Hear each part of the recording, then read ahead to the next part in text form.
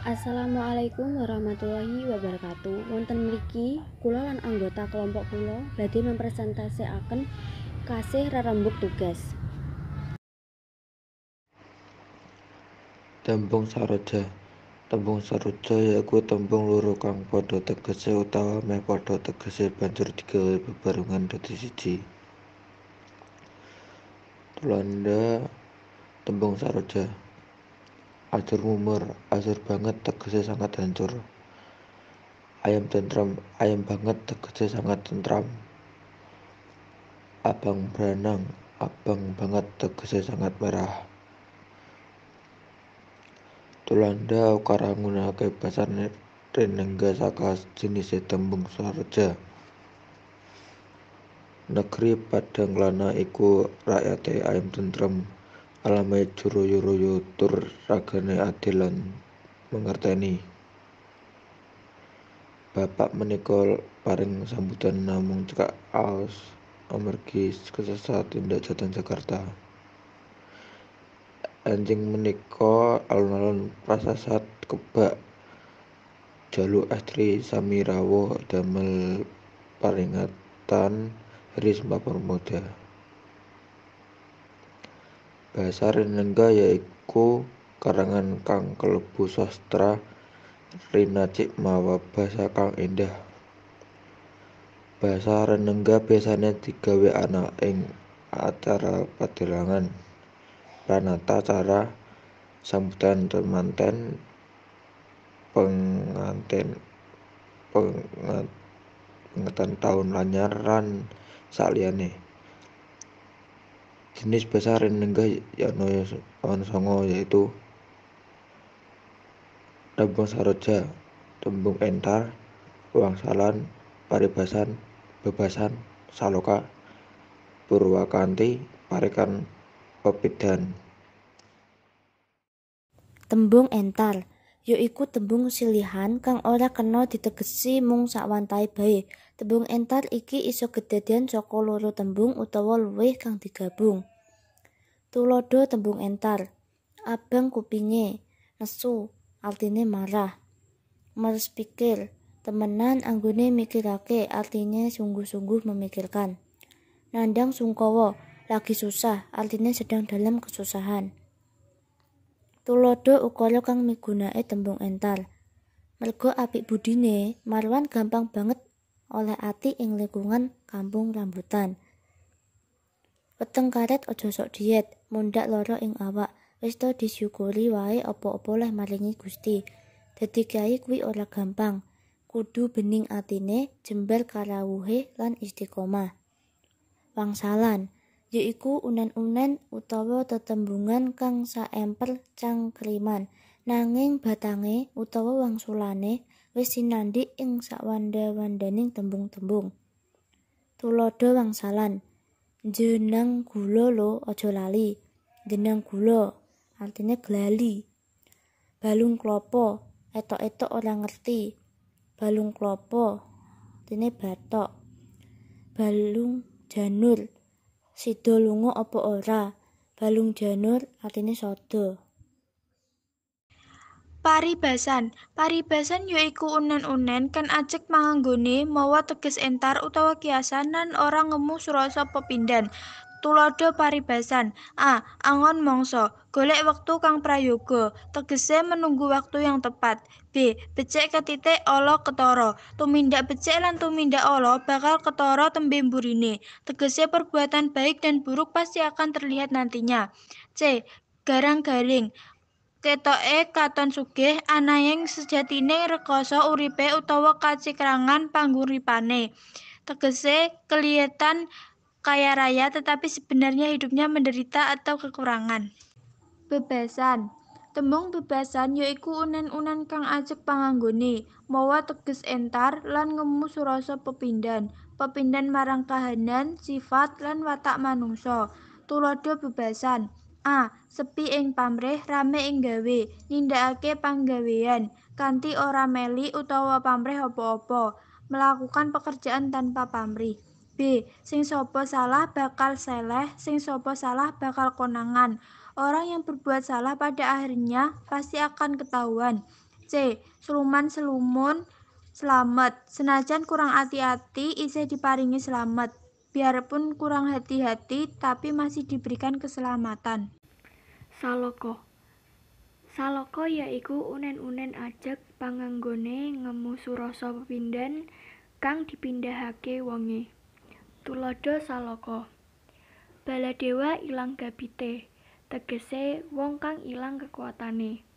Batok bolu isi madu, tegese wong asor nanging sugih kapinteran. Bebek mungsuh mliwis, tegese wong pinter memungsuhan karo wong pinter nanging sijine kalah ulet lan trampil. Purwakanti. Purwakanti yaiku gandenge swara sing mburi karo swara sing wis kasebut ing ngarepe. Tuladha Purwakanti. Adigang, adigung, adiguna. Ana awan, ana pangan. Ana bungah, ana susah iku wis lumrah. Parikan. Parikan yaiku puisi nganggo basa Jawa. Parikan minangka jinis basa rinengga amarga swarane apik nalika diucapake. Ana sawetara parikan populer ing basa Jawa. Bisa ngendang ora bisa nyuling, bisa nyawang ora bisa nyanding, ana brambang sasen lima, berjuang labuh negara, jemek-jemek gula Jawa, aja ngenyek padha kanca. Pepindhan. Tembung pepindhan tegese tembung kang digawe kanggo unen-unen sajroning basa Jawa kang ora ngemu rasa kang sejatine. Sederhanane pepindhan tegese ukara pengadaian. Pengadaian ing basa Jawa nggunakake tembung kaya, lir, beda, kodya lan liya-liyane. Tuladha pepindhan yaiku cahayane bingar kaya lintang johar, cahayane ngletrih kaya rembulan kerainan, ceplakep kaya orang-orang kepidak, cetile kaya jinak ceraki.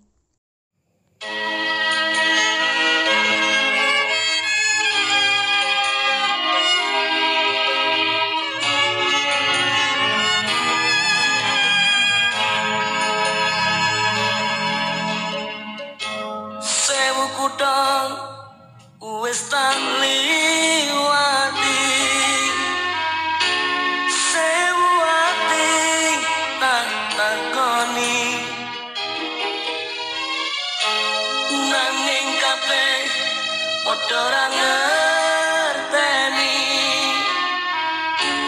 lungamu neng endi pirang taun anggonku goleki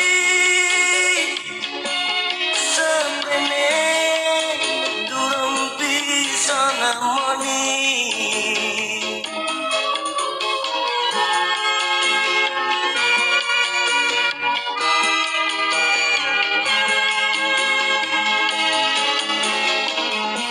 Wis tak coba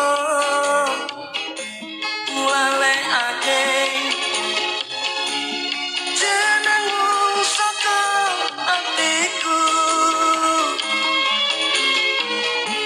satenane aku ora ngapusi isih tresno sliramu. Umpamane kowe wis mulya, lilo aku lilo,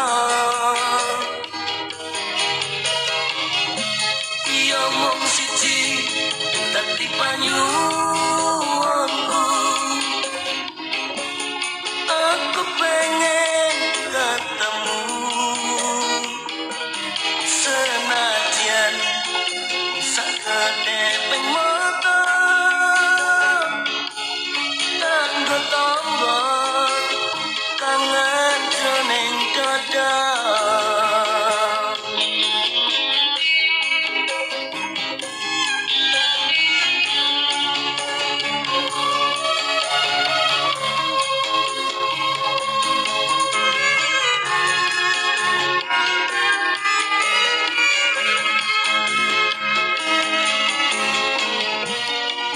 tak coba nglalekake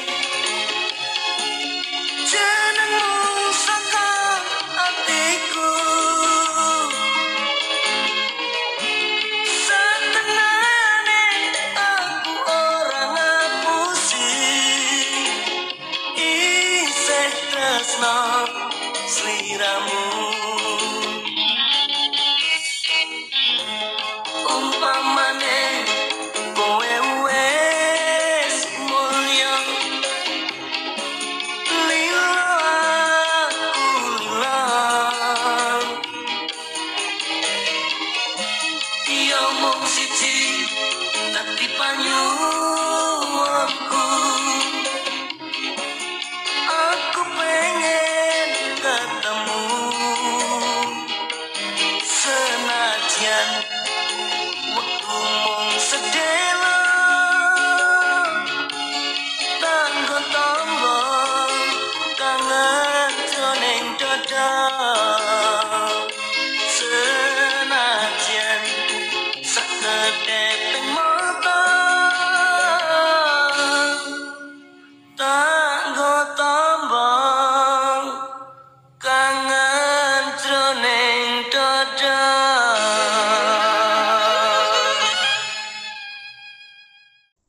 Analisis basa rinengga ing lagu campursari Sewu Kutha Didi Kempot.